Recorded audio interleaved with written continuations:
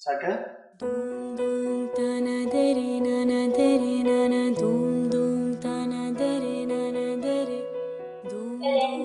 माझे नाव चाटे मयुरी बिभीषण. माझं नाव जयश्री विकारी जामतकर आहे. माझे नाव चाटे सोनाली महादेव. माझं नाव काजल हेमंत महाजन आहे. मी नववीची परीक्षा दिलेली आहे. मी धनाजी नाना विद्यालय खिरोदा या शाळेमध्ये इयत्ता 10वी व सेमी इंग्लिशच्या वर्गामध्ये शिकत आहे. मी धनाजी नाना विद्यालयामध्ये इयत्ता 10वी या वर्गात शिकत आहे. मी यावर्षी 10वी बोर्डची परीक्षा दिलेली आहे आणि यानंतर मला काय करायचं आहे हे डॉक्टर होण्याचे माझे स्वप्न आहे. त्यामुळे मी 11वीला सायन्स घेणार आहे. पढ़ाई से मुझे बहुत अच्छा लगता है. इंग्लिश में बात करना अच्छा लगता है. एक पोएम है बहुत अच्छी लगती है. डॉग कैसा होता है, बहुत टैगी होता है, बहुत नटखट होता है. माझ्या फॅमिलीमध्ये आई वडील 3 बहिणी 1 भाऊ इतके जण आहोत. वडील शेती करतात, आई हाऊसवाईफ आहे, भाऊ जॉबला आहे आणि बहिणी हाऊसवाईफ आहेत.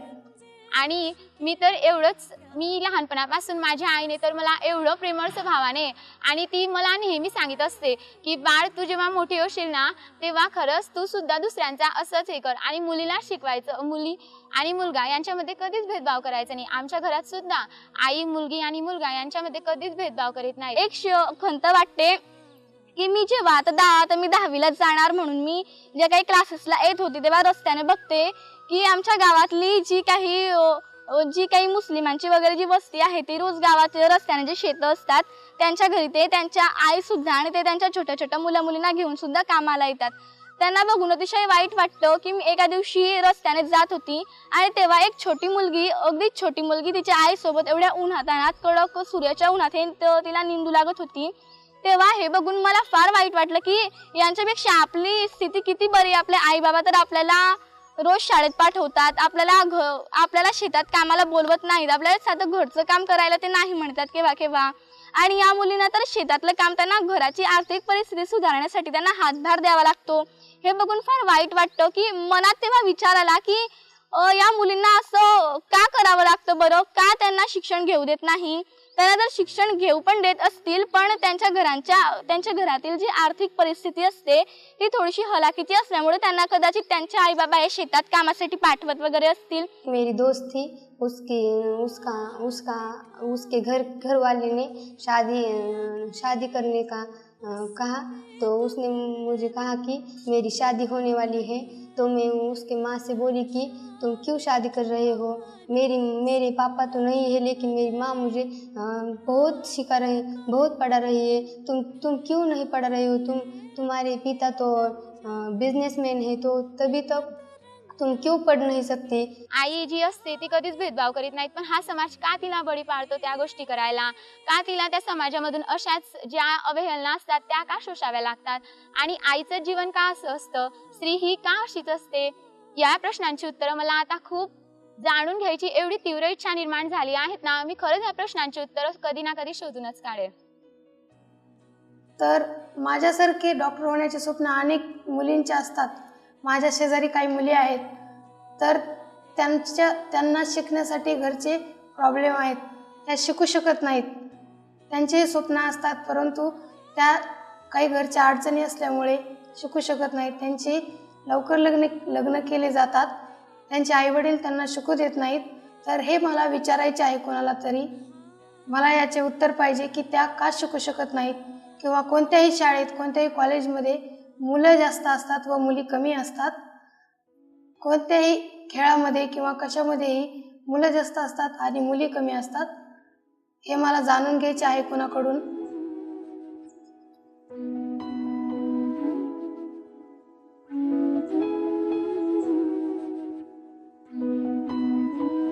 मी आता सध्या इंजिनिअरिंग करत आहे. सेकंड इयरची एक्झाम झालेली आहे माझी आत्ताच. मी 10वीपर्यंत होते त्यावेळेस तर काही नाही समजायचं की अडचण असतात वगैरे, काही फीसचं वगैरे नसायचं. पण जसं जसं आपण बाहेर पडतात मग समजा कॉलेजची फीस येते, मग त्या एक्झामची फीस असते आपल्याला. जर बाहेर ट्युशन लावायचं म्हटलं तर त्याची फीस असते. ते फीस मग घरच्यांना ज्यावेळेस म्हणजे द्यायची असते, मग त्यांना वाटतं जाऊ द्या मुलगी शिकून काय करणार, मग त्यांना वाटतं नको शिकायचं. पण नाही, माझ्या घरच्यांना असं वाटत नव्हतं. त्यांना वाटायचं नाही आपली मुलगी शिकावं, तिची स्वतःच्या समाजामध्ये काहीतरी ओळख असावी, म्हणून त्यांनी मला सपोर्ट केला. एज्युकेशन म्हणलं तर मी आता स्टार्टिंगला येत होते तेव्हा खूप साऱ्या कमी मुली होत्या आणि इथे आता संख्या मुलींची वाढली पण. आणि तिकडे पण जेव्हा आम्ही म्हणजे मी आता कॉलेजमध्ये जाते, MIT म्हणजे डिप्लोमा कॉलेजमध्ये जाते, तिथं जास्त करून मला मीन्स इक्वल मुली पण तेवढ्या दिसत, मुलांची पण संख्या समान आहे. म्हणजे मी आता म्हणजे पण जास्त करून काय होतं की एज्युकेटेड जास्त फॅमिलीमधले दिसतात. आपल्यासारखे गावाकडचे खूप कमी लोक येतात तिकडे. कारण असं एज्युकेशन फॅमिलीमध्ये असेल तर घरच्यांच्या सपोर्टमुळे खूप जास्त हे होतं. तसं आपल्या इकडे असा विचार करतात फक्त म्हणजे 10वी-12वी बस झालं मुलांचं शिक्षण. एकदा मी आणि दादा असेच घरात बसलेलो होतो. तो पण त्याचा स्टडी करत होता, मी पण माझा, तेव्हा मी 8th स्टँडर्डला होती. मग आमचं असंच बोलणं सुरू होतं. तेव्हा मी सायन्सचा अभ्यास करत होती. तो आला माझ्याजवळ आणि मला विचारत होता, तू काय वाचते म्हणे. मी त्याला सांगितलं मला सायन्स आवडतं, मी ते वाचते म्हणे. तू काय म्हणे, जेव्हा बघतो तेव्हा ते सायन्सच घेऊन बसलेली असते, दुसरे बुक्स वाचायला काय आले. म्हटलं मला आवडतं. मग तो बोलला तुला काय व्हायचं आहे. मी त्याला सांगितलं मला डॉक्टर व्हायचं आहे. मग तेव्हापासून त्याची पण खूप इच्छा होती की मी स्वतः डॉक्टर व्हावं. पण नंतर म्हणजे एवढी गायडन्स पण नव्हता आम्हाला तेवढं.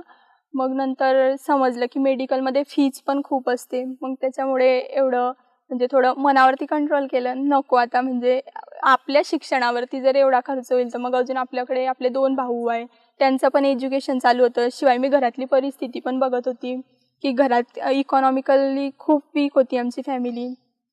त्यामुळे म्हटलं त्यापेक्षा इंजिनिअरिंग केलेलं बरं, की इंजिनिअरिंगमध्ये थोडी फी पण कमी असते आणि त्यात कमी वर्षात आपण चांगल्या सक्सेस पण मिळवू शकतो.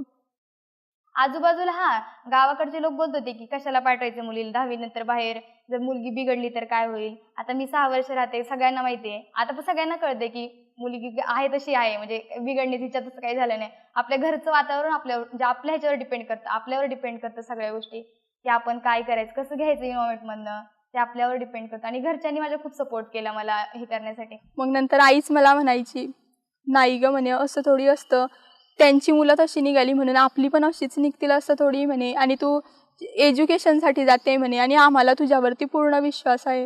म्हणजे आई उलट मला एनकरेज करायची की नको, लोकांना जे बोलायचं आहे ते बोलू दे, तू त्यांचा विचार नको करू, तू तुझ्या आयुष्यात पुढे जा. असं आमचं सगळं चालू होतं. माझी एक मैत्रीण होती, 4थीला असताना आम्ही सोबत होतो, ज्योती म्हणून.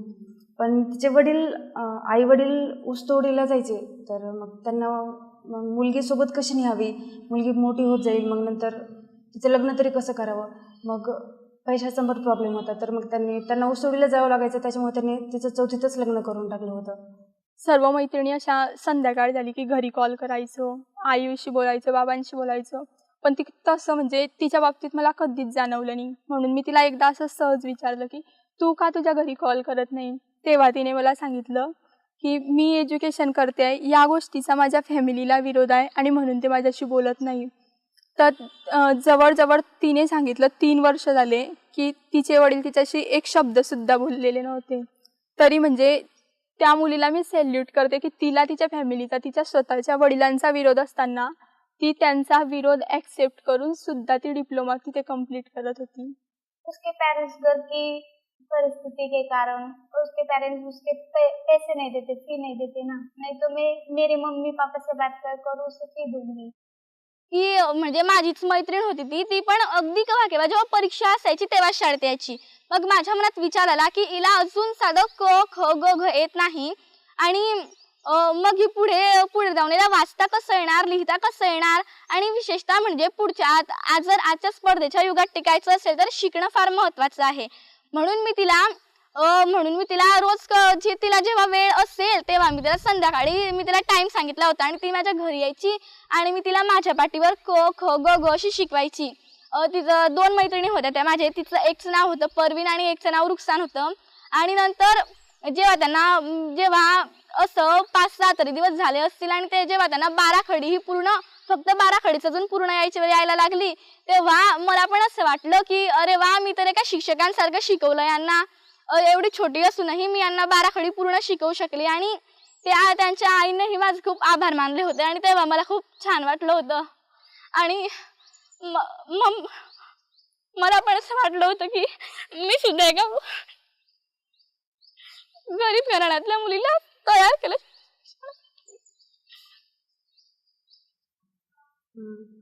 जब हम पहली बार गए थे तो हमें तो एक ऐसे अलग सा ही लग रहा था, क्योंकि हम हमारे गांव में रहते हैं तब तो हमें कुछ नहीं लगता, लेकिन जब हम बाहर जाते हैं तब हमें पता चलता है कि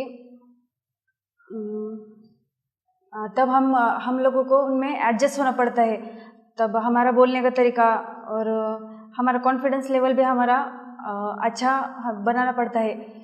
धीरे धीरे हम तो ऐसे सीख जाते हैं, लेकिन पहले वो भी हमें अलग नज़र से देखते हैं, लेकिन बाद में हम घुल मिल जाते हैं उनमें. तिथल्या मुली कोणी पुण्यावरनं होतं, कोणी नाशिक, कोणी मुंबई आणि मी आपली खिरोद्याची एकदम सिंपल मुलगी. सर त्या शीट शिकवत होते. मी बघितलं, मला म्हणजे खूप आनंद झाला की हे तर आपल्याला ऑलरेडी येत आहे, हे काही एवढी विशेष गोष्ट नाही आहे. मग मी काढल्या, पण मी माझ्या आजूबाजूला बघितलं एका पण मुलीला ती शीट येत नव्हती. सगळ्या एकमेकींच्या तोंडाकडे अशा बघत होत्या. सो IBTचा खूप फायदा झाला मला. त्यांना गावातल्या गावात करायचं म्हटलं तर IBT आहे. समजा गृह आणि आरोग्यामध्ये आपल्याला शिकवतात, विणकाम शिकवतात, मग रक्तगट तपासणी वगैरे शिकवतात किंवा चिक्की तयार करणे. तर त्याच्यामध्ये आपण स्वतः समजा चिक्की तयार करून जर असा गावातल्या मुलींचाच किंवा महिलांचा असा गट तयार केला तर आपण तेही करू शकतात. म्हणजे आपल्याला आपल्या कामासाठी म्हणजे कुठं बाहेर जाण्याची गरज पडणार नाही. म्हणजे IBTत मला खूप काही नवीन शिकायला मिळालं. म्हणजे फक्त असं नाही की जे मी एज्युकेशन घेते त्याबद्दलच, तर डेली लाईफमध्ये ज्या गोष्टी मला करायला मिळतील की ज्या मी दुसरीकडनं शिकू नाही शकत, की त्या शिकायसाठी मला वेगळे पैसे दुसऱ्यांना पे करायला लागतील, ते मला पे नाही करावे लागले. ते मला माझ्या शाळेतच फॅसिलिटी मिळाल्या आणि ते पण म्हणजे माझ्या शाळेच्या टायमिंगमध्ये. मैं बड़े होकर तो नौकरी में लगना चाहती हूँ, माँ को सपोर्ट करना चाहती हूँ. आधी तर मला असं वाटायचं की आपण शिक्षक बनायचं. मग शिक्षक का व्हायचं, त्यानंतर मग असं वाटलं आपण डॉक्टर बनायचं. पण आता तर असं वाटतं मला IPS ऑफिसर व्हायचं आहे, इंडियन पोलीस सर्व्हिसमध्येच जायचं आहे. कारण मी जर IPS ऑफिसर झाले तर मी थोडंफार काहीतरी यांच्यासाठी म्हणजे करू शकते. बड़े होके मैं इंजीनियर बनना चाहती हूँ. मेरे बहनों को भी मैं इंजीनियर ही बनाऊंगी और मेरे भाई को भी मैं इंजीनियर बनाऊंगी, क्योंकि मेरे पिता का स्वप्न था कि हमारे बेटियां ने कुछ तो करना चाहिए, वो इंजीनियर नहीं तो डॉक्टर तो होनी चाहिए. इसलिए मैं मेरे पिता का स्वप्न पूरा करना चाहती हूँ, इसलिए मैं इंजीनियर बनना चाहती हूँ. वडिलांचं स्वप्न आहे की मी डॉक्टर बनावं आणि त्यांचा मला खूप सपोर्ट असल्यामुळे मी त्यांचं स्वप्न नक्की पूर्ण करणार. मी डॉक्टर बनणार. एक कलीबा पढ़ने के लायक है, जमाना पढ़ने के लायक है अभी. मैं ऐसा मैंने सोचा, और मैं हूँ 12 पढ़ा वाला, मैं भी अनपढ़ नहीं, इसीलिए पढ़ रहा हूँ. मेरे पेरेंट्स करते हैं सपोर्ट, मेरी माँ तो बहुत सपोर्ट करती है. राह पे कांटे बिखरे अगर उस पे तो फिर भी चलना ही है. शाम छुपा ले सूरज मगर रात को एक दिन ढलना ही है. रुत ये ढल जाएगी, हिम्मत रंग लाएगी, सुबह फिर आएगी.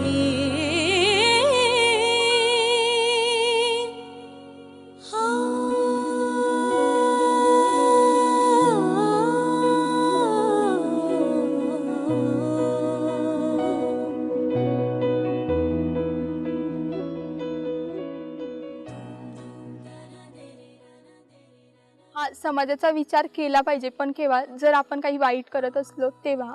जर आपण काही वाईट करत नसलो तर समाजाचा म्हणजे काही फायदाच नाही आहे ना त्या गोष्टीचा विचार करून.